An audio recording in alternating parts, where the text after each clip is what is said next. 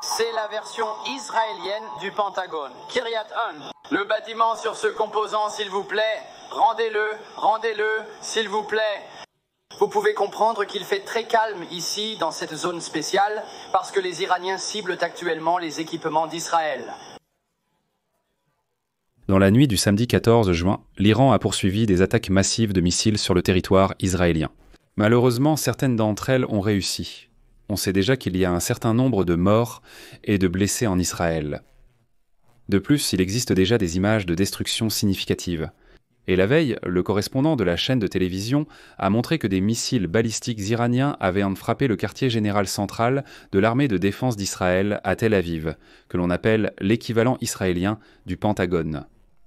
Comme l'a rapporté le correspondant, à la suite d'un impact direct, l'un des bâtiments du complexe du Pentagone israélien a été touché, et les dégâts en tout sont assez importants.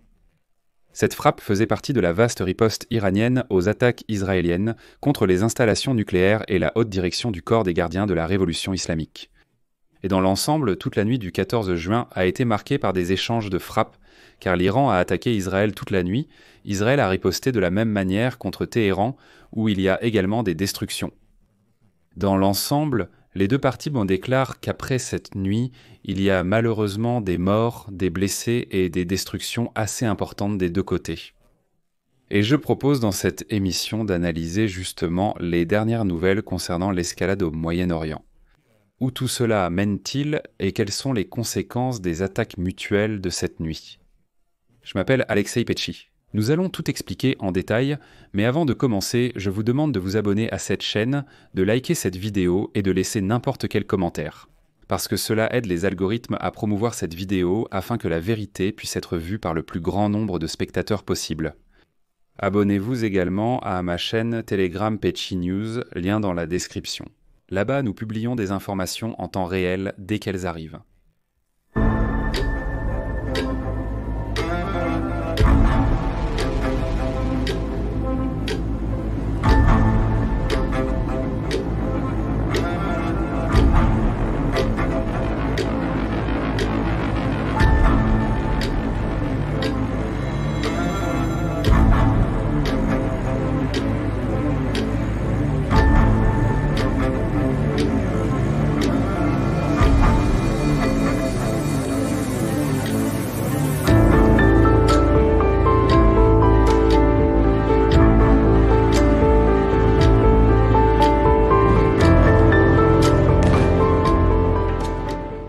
Ainsi, plus de 24 heures se sont écoulées depuis qu'Israël a lancé une attaque massive à double volée contre l'Iran, visant à détruire les installations nucléaires du pays et à décapiter son commandement militaire à Téhéran. L'Iran, qui avait promis une riposte dévastatrice à l'attaque, a lancé plusieurs vagues de frappes meurtrières contre différentes localités à travers Israël pendant la nuit et tout au long du samedi. Dans le même temps, les deux parties font état de morts et de nombreux blessés. Samedi matin, des sirènes ont retenti en Israël. De plus, à Tel Aviv, Jérusalem et Téhéran, il a été signalé que, puisque l'escalade du conflit menace d'entraîner le Moyen-Orient dans une guerre de plus grande ampleur. Mais pour résumer brièvement ce qui s'est passé cette nuit-là, les forces iraniennes ont lancé plusieurs vagues de missiles en direction d'Israël dans la nuit de vendredi à samedi. Le corps des gardiens de la révolution islamique d'Iran a déclaré avoir frappé vendredi des centres militaires et des bases aériennes israéliennes avec des missiles. Mais si l'on regarde les images des destructions en Israël, on voit que ce sont principalement des zones civiles, des habitations ordinaires, qui ont été touchées. Et il n'y a même pas de base ou de centre militaire à proximité, bien qu'il y ait effectivement aussi des frappes sur des cibles militaires. Pendant ce temps, les systèmes de défense aérienne de Téhéran ont été activés jusqu'au matin du samedi. Après une nouvelle série d'attaques israéliennes, les militaires israéliens ont déclaré avoir intercepté certains des derniers missiles iraniens. Mais il y a des informations sur des personnes coincées sous les décombres, sous les ruines des bâtiments, ainsi que sur des maisons détruites et endommagées. Les équipes de secours ont réagi aux projectiles tombés. De fortes explosions ont été entendues à Tel Aviv et à Jérusalem. Les frappes de représailles de l'Iran ont tué au moins 2 personnes, selon les autorités israéliennes. On sait qu'une personne a été tuée et plus de 20 ont été blessés après qu'un missile iranien a frappé près de maisons à Rishon LeZion. C'est au sud de Tel Aviv, Et une autre femme a été tuée lorsqu'un éclat d'arme est tombé à Ramat Gan, qui se trouve également près de Tel Aviv. L'envoyé d'Israël aux États-Unis a déclaré plus tôt qu'environ 40 personnes avaient été blessées. Plus tard, des informations ont indiqué que plus de 80 personnes étaient déjà blessées. En Iran, à la suite des frappes israéliennes, au moins 78 personnes ont été tuées, y compris des hauts gradés militaires. C'est ce qu'a déclaré vendredi l'envoyé de l'Iran à l'Organisation des Nations Unies, Amir Saïd Irovani. Plus de 320 personnes ont été blessées en Iran, la plupart d'entre elles seraient des civils. C'est une déclaration d'Amir Saïd Irovani. Les militaires israéliens ont déclaré avoir frappé vendredi 2 bases aériennes iraniennes utilisées pour des opérations de missiles et de drones. Elles comprennent la base aérienne de Hamadan à l'ouest de l'Iran et la base aérienne de Tabriz. C'est un site de lancement de missiles sol-sol dans le nord-ouest de ce pays. Le ministre de la Défense israélien, Israel Katz, a déclaré tard dans la soirée de vendredi que l'Iran avait franchi les lignes rouges en tirant précisément sur des zones civiles. Et il a juré que l'Iran paierait un prix très élevé. L'Iran a déclaré qu'il intensifierait ses attaques contre Israël et viserait les bases régionales de tout pays qui tenterait de défendre Israël. Netanyahou a averti l'Iran vendredi que la suite serait encore pire. Le 6e cycle de négociations nucléaires entre les États-Unis et l'Iran devait commencer dimanche. Le président américain Donald Trump a déclaré que les négociations de Washington avec l'Iran étaient toujours prévues, bien qu'il ne soit pas certain qu'elles aient lieu. Trump a déclaré que l'Iran pourrait avoir une autre chance de conclure un accord nucléaire et a laissé entendre que les Iraniens s'adressaient à lui pour relancer les négociations nucléaires. Mais en réalité, dès ce matin, samedi, l'Iran a déclaré qu'il ne voyait absolument aucun sens à ces négociations après l'escalade au Moyen-Orient et qu'il se retirait effectivement de ces discussions. Comment en sommes-nous arrivés à cette situation ? Je rappelle brièvement qu'au matin du vendredi, Israël a lancé une vague de frappes sans précédent contre l'Iran, touchant des sites clés du programme nucléaire de ce pays, ainsi que des quartiers résidentiels dans la capitale, Téhéran, et en tuant plusieurs hauts dirigeants militaires du pays. Israël a maintes fois insisté sur l'option militaire pour stopper le programme nucléaire iranien. Et vendredi, Israël a déclaré que Téhéran menait, je cite, un programme secret de fabrication d'armes nucléaires et qu'il était plus proche que jamais de pouvoir en obtenir. L'Iran a maintes fois insisté sur le fait qu'il ne fabriquait pas de bombes et que son programme nucléaire était exclusivement destiné à des fins énergétiques. Mais dans ce contexte, il faut noter qu'Israël frappe précisément des sites militaires, des bases aériennes, des installations nucléaires, des dépôts municipaux de missiles et des lanceurs de missiles balistiques. Et sur Internet, nous voyons beaucoup de vidéos à ce sujet. Et d'ailleurs, hier, je vous recommande vivement de regarder mon épisode précédent sur le début de l'attaque d'Israël contre l'Iran. C'était vendredi matin. Là-bas, il y a justement beaucoup de documents qui confirment que les attaques visaient précisément des sites militaires sur le territoire iranien. Tout cela est documenté, donc je vous recommande de vous rendre sur ma chaîne et de regarder l'émission d'hier afin d'être pleinement au courant de ce qui se passe. Et il y a un épisode qu'on essaye tout de même de cacher en Israël en ce moment. En fait, un correspondant a montré en direct comment des missiles balistiques iraniens ont frappé le quartier général central de l'armée de défense d'Israël à Tel Aviv.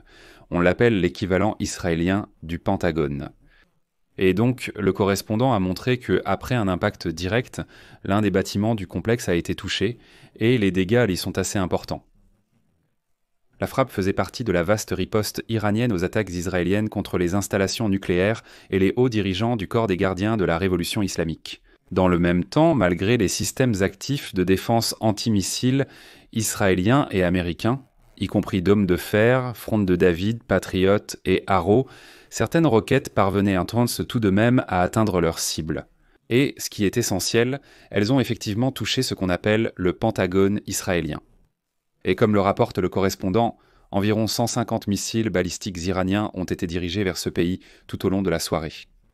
Ils visent non seulement les zones résidentielles, mais aussi les installations militaires.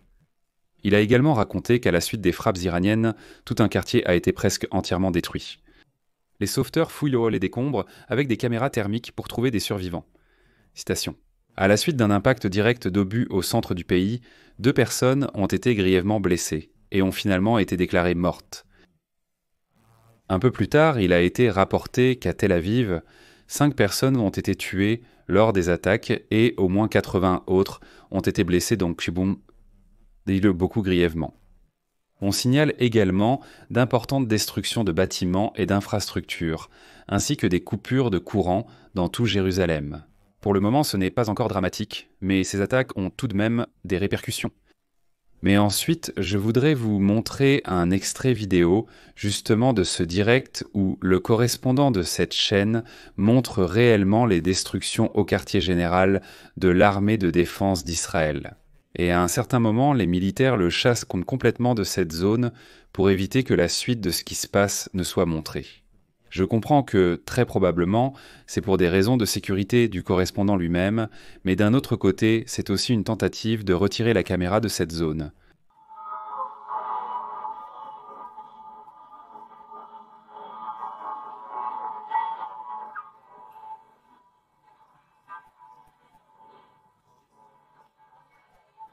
Vous pouvez comprendre qu'il y a très peu d'espace ici dans cette zone spéciale parce que les Iraniens ciblent actuellement l'équipement d'Israël.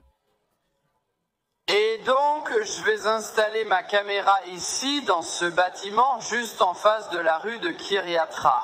Vous pouvez voir qu'il y a très peu d'espace ici. Parce que, encore une fois, les Iraniens ont pu simplement tirer sur une cible très importante en Israël.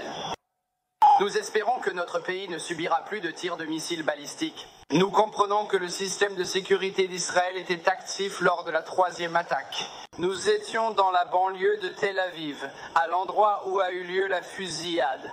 Une femme y a été tuée et plus de 20 personnes ont été blessées. La musique joue, la musique.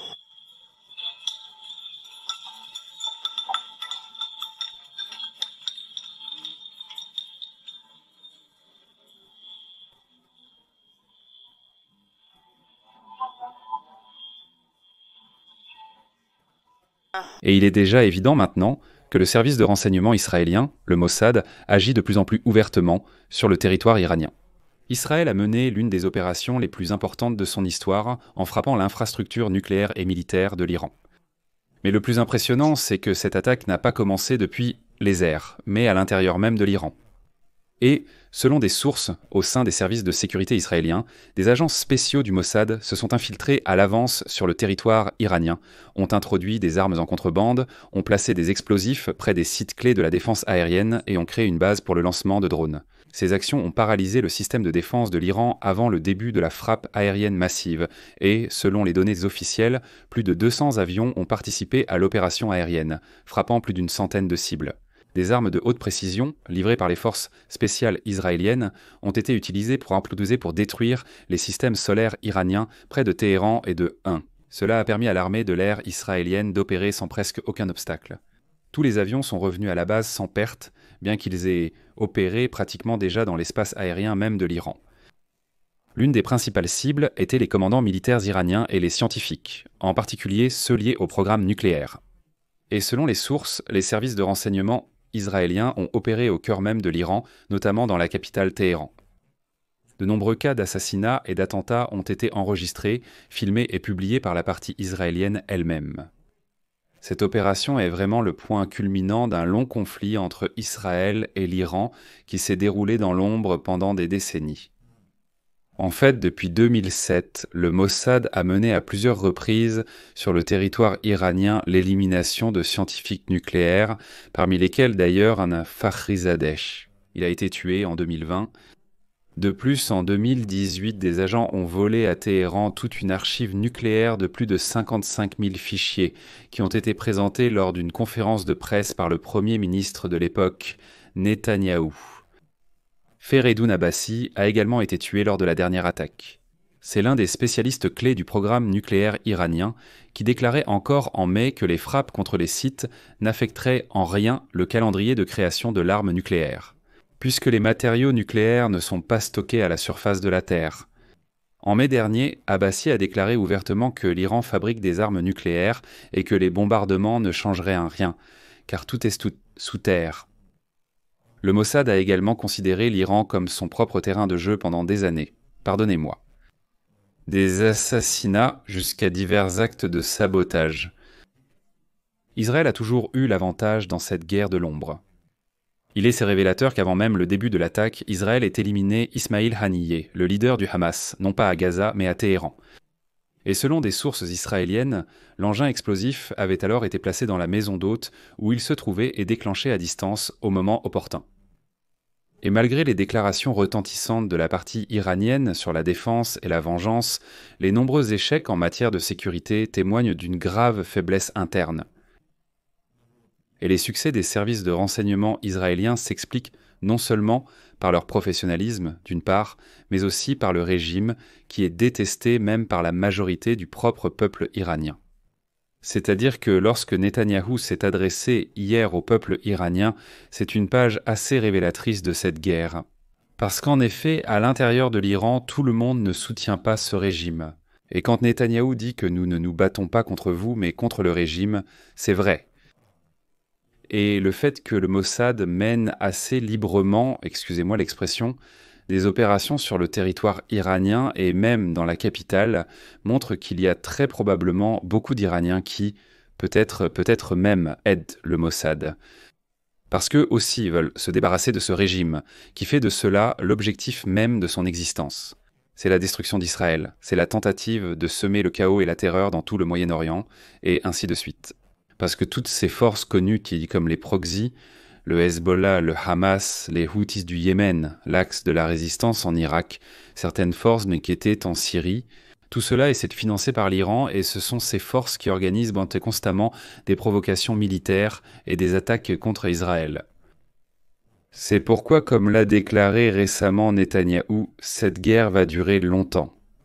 Et, comme l'ont déclaré hier des sources, Israël dispose au moins d'un plan d'opération militaire pour 2 semaines de frappes massives et continue contre l'Iran afin de détruire son programme nucléaire et de décapiter la direction militaire de ce pays. C'est pourquoi je vais m'arrêter ici. Donnez votre avis et vos conclusions dans les commentaires sous cette vidéo, abonnez-vous à la chaîne, activez la cloche et n'oubliez pas de mettre un like. Si vous souhaitez soutenir le travail de cette chaîne, vous pouvez le faire financièrement via un don en utilisant les liens et les coordonnées dans la description de cette vidéo ou via le code à réponse rapide affiché à l'écran. C'est fini pour aujourd'hui. Prenez soin de vous. Au revoir.